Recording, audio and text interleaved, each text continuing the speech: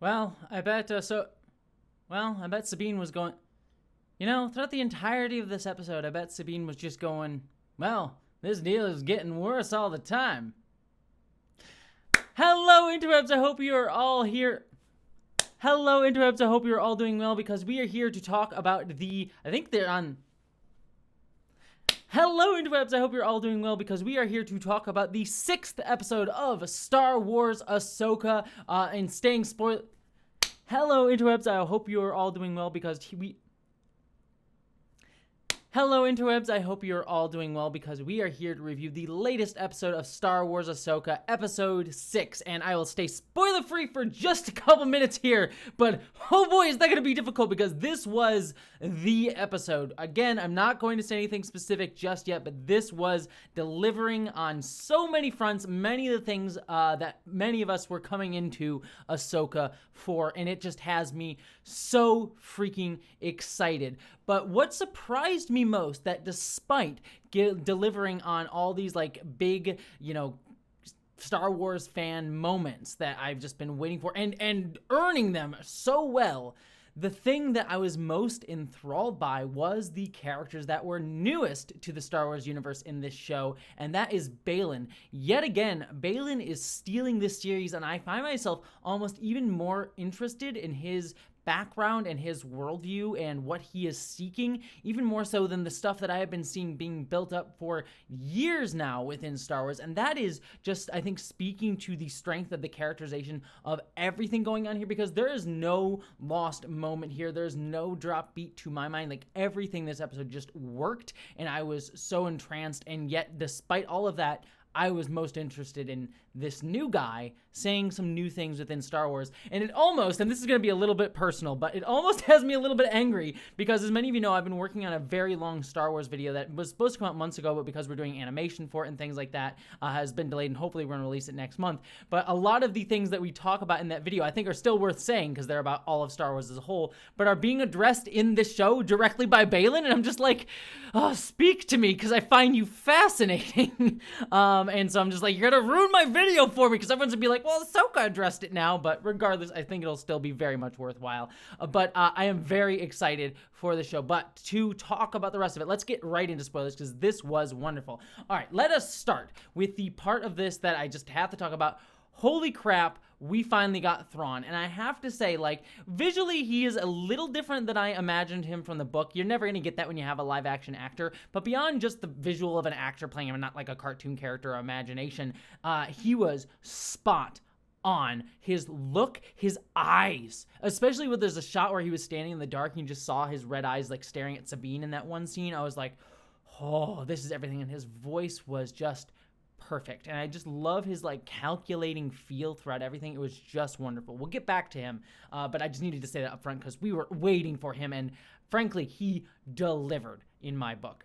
I hate to be just to stand, but I'm just going to stand this episode because I was really loving everything. We start off the episode, I think, with a really nice scene between Huyang and Ahsoka opening up to Huyang about why she thinks Sabine might have made a selfish choice of chosen something that, the dark side sort of feel to it. Dark side is all about being selfish, and Jedi are about being altruistic.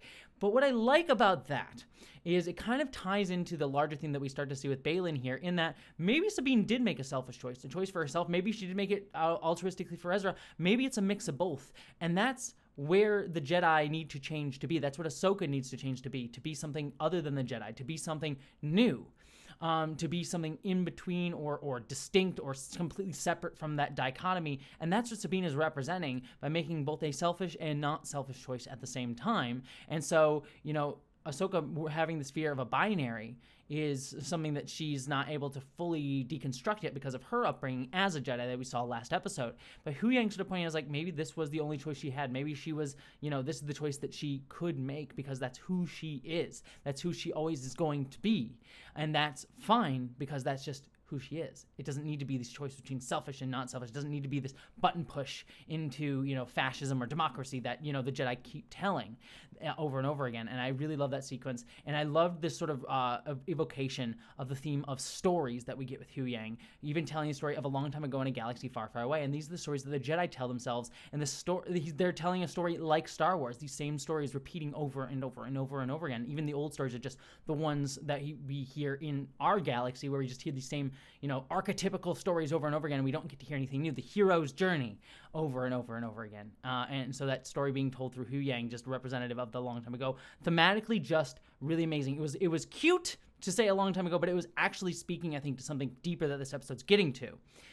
When we arrive at the new galaxy, and I forget what the planet is called, but this old Dathomiri planet, I was like, this was creepy. It was scary. I love the visuals of the Dathomiri, like statues and this, like the scream sort of looking things. And then you see these howlers off in the distance, and they look scary initially, and that gets broken down later on. Like, this episode is just so smart in so many ways.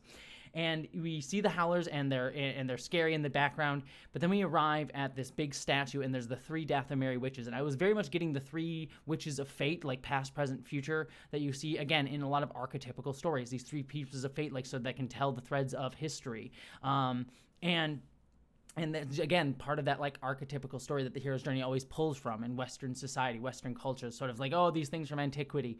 They represent that here. And they just are telling the same story, and yet Sabine doesn't fit in, as they say. She's something outside of our story. She's something different. Keep that in mind. And and they're scared of her. But then Thrawn showing up, and he has the look of these stormtroopers. I love that they were dirty. I love that they were cobbled together. They have these, like, gold pieces on them, but they were still, like, just look like they have just been through some shit on this planet. Was just super fascinating. And then Thrawn coming in and stepping out, I was like, just, oh, the weight of that was so good. I loved it so much. And I thought this was just absolutely fantastic seeing him. But then he honors Sabine's choice of being like, oh, yeah, you help me, I'll help you. And I love this, like, evocation of history from them, from Rebels, like, familiar face sort of thing. And I just, again, the calculating feel of, like, he knows how to wordplay. He knows how to, like, do the right thing, honorable. Like, Thrawn is an honorable figure to a degree, but he will play it enough so that he can get what he wants in those situations. And so letting Sabine go, but then having Baylan go after her to try to hunt her down and also kill Ezra was great. But then this brings me to Baylan, right? And this is kind of core to what I was talking about, right? The story of the hero's journey that Star Wars supposedly is built upon is that it's a cycle, constantly looping back upon itself over and over again. We get, Luke falling, he goes into the cave, comes back with the new status quo, the elixir, he's learned something new and changes society. But the story that tells, as we saw with the character of Anakin, is it leads you to these moments where it's like you can either choose fascism or democracy, like neoliberalism or fascism, these endless decays, empire and Jedi, dark side, light side, and it becomes like a button push that our heroes get to decide these systems for us. Our individuals, these archetypical characters, these Jungian archetypes get to be our heroes. And we saw that not only with Anakin, where he chose the Empire, but even Luke at the end of Return of the Jedi, where he could choose between the Emperor or he could choose the New Republic. Even in, the sequel movies with Rey choosing between, Emperor Palpatine again or not. And it's just these cycles upon cycles upon cycles. And if you look into the history, this again, my video is going to be about, so sorry, I'm ranting it at you right now, but I'm very excited about it. We're doing a whole thing about it, but this show is starting to directly address it. Is, if you look at the hero's journey, it is also Joseph Campbell who came up with the ideas of the hero's journey, erasing a lot of the histories of other cultures. He makes these stories about like, oh, the hero's journey is in every single culture, but he erases the nuances of those stories quite often and only focuses on the stories that fit that hero's journey myth. I'd highly recommend the book The Heroine with a Thousand Faces, which is a good way of talking about women and how women are sort of erased in this ideas of the hero's journey and Joseph Campbell's monomyth. So it's sort of like, that's what Star Wars supposedly built up upon. George Lucas chose to do that, but it's a story our society tells too, over and over again. Like, oh, we need people to save democracy. It's going to fall into fascism over and over again. These cycles that neoliberalism and capitalism, again, I'm getting very political here, continually say that it's always these big cycles that end up looping into each other. What if we don't follow that? What if we create something new? What if we create something different? And Sabine represents that in the Dathomiri sisters, who are falling into that Jungian archetype of story of women being these witches fall into. You also have Balin also searching for this too. He wants to be something new as well, and he may seemingly fall on the dark side, but he is also this new thing who's searching for the beginning of the stories. Because when you learn something has a beginning, you can learn that it has an end. To know that something began knows that it's not the way the world is. It's something, the world can be something new, because it's not the way the world actually is, because it had a beginning. It wasn't the way the galaxy always existed. I love it. And so him like going out and talking to his apprentice and saying, you know, I taught you to be something new, not a Jedi, not a Sith. I'm looking for the beginning. There's something here, something calling to me. I'm like, oh, that's so creepy, and I love it. But then this leads us to the sort of end of the episode with everything with Sabine and her finding Ezra. Her with the Howler was adorable, and I love this too, that even this thing that we framed as like creepy and scary with these wolves turns out to be cute and adorable and lovely. And then we meet these like little turtle people on this apparently dark and evil planet, but they're cute little turtle people. And I'm like, this is the most Star Wars shit ever, but even on this scary dark planet, there's life. It doesn't have to be essentialized as this evil place. There's joy here, right? And there's kindness, and there's small loving creatures, and of course that's where Ezra is. And getting to see Ezra with his beard was so wonderful in live action. I'm still getting used to the actor a little bit in live action as opposed to animated. Still trying to see Ezra in there. It is just weird to see like a live action actor play Ezra, but in a totally different context than we've seen him before. But the chemistry between him and Sabine was very, very solid off the bat, and I loved that. The Howler, again, most adorable thing ever. I love it. I want a toy of it. I love it so much. And this leads us to the end of the episode, where Thrawn is going to send people after Ezra, and he's going to try to kill Ahsoka when she shows up. And I love him being like, yeah, well, unless we know it's for sure, we don't mistrust a Jedi.